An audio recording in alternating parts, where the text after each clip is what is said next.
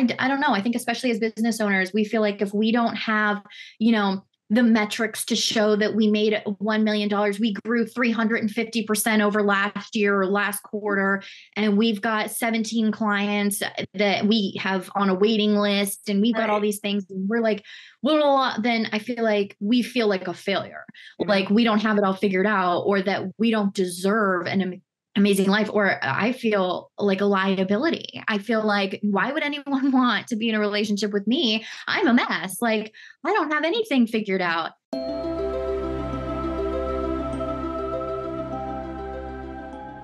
Welcome back, Envisionaries, to the Dream into Being podcast, where mind science, transformational psychology, and magic all merge into one.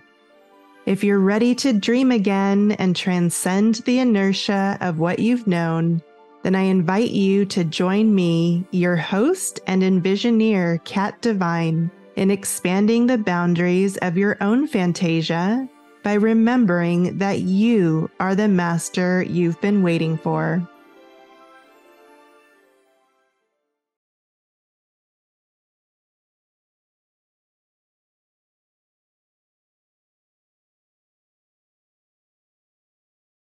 I feel like this space in my life is happening for a few reasons. One, redirection, and two, really like all of the channeling that I'm doing right now really is just showing that this is a space of this is like quantum leap time, where all of this needs to be stripped away so that I can build endless faith in myself and in the trust of, in miracles and magic happening.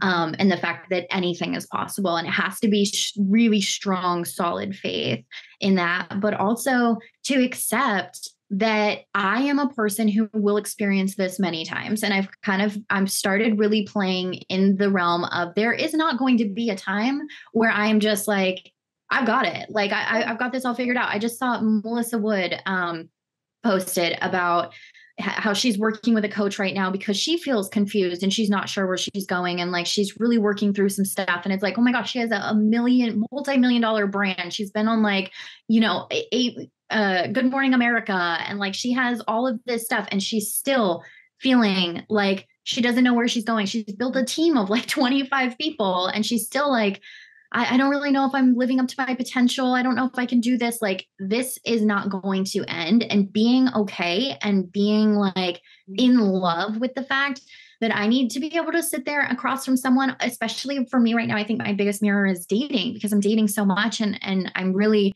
it's a way that the universe is using to bless me in so many different ways and to show me that I'm cared for. It's also a way to become so confident and comfortable, where like yesterday I was on a date and I was just like, I have learned to accept that I don't know where I'm going right now. I don't know what the end path is. And that has to be okay. Mm-hmm. I've always felt this intense pressure, especially when it comes to dating, to have it figured out. Men want, they don't want a project or someone with potential.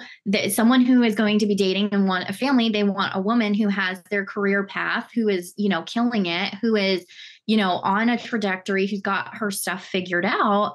And I really had to dig really deep as to where that thought process was coming from, and to also just make such, and I'm still in the process of doing this. I'm still kind of in the mix of it, in the figuring it out, but becoming so in love with myself to the part where I can freely say, I am not, complete. I don't have a trajectory. I don't have it all figured out. I don't know what's coming next. And that's okay. I'm not a mess. I'm just a person. And this is just my life path. And I will always find myself in situations where I don't know what's next. And I need a partner who can hold so much space and trust me to make the right decisions, to follow my gut, and to, to support me along that path.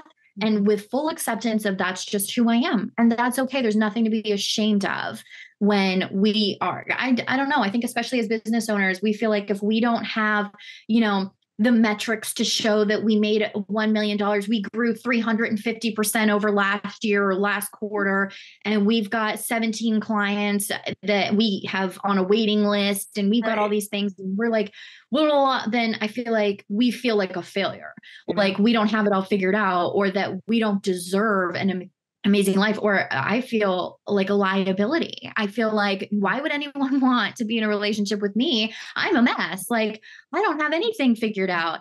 And it's like, well, Yeah. that's the life path. That's the beauty of it. And whoever is meant to love you will love you for who you are, Right. trusting you to make your good decisions, and they will love that aspect of you. Mhm. Be super honest, be open, be like, yeah, this is it. I don't have to come up with some really creative, interesting bio for myself to try to Ah. explain why you should be on a date with me and I'm not a failure.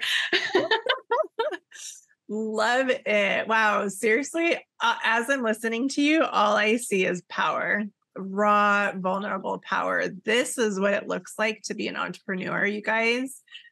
We never know what we're doing. That is the illusion. And the reason for it is because being an entrepreneur and a creator and a business owner requires us to continually learn. We're constantly expanding. The second we think we know what we're doing, the next thing shows up of like, oh, you got to figure this out. You got to figure that out. That's just the nature of growth. I just appreciate you so much for everything that you shared. I'm just listening and like all of these aha moments. You really are very dialed into this journey, and I'm excited for where it's going to take you. And I think it does require a willingness to be a failure, a willingness to be a mess, a willingness to be afraid, and like a willingness to not be so attached to the illusion of security, because it's just an illusion.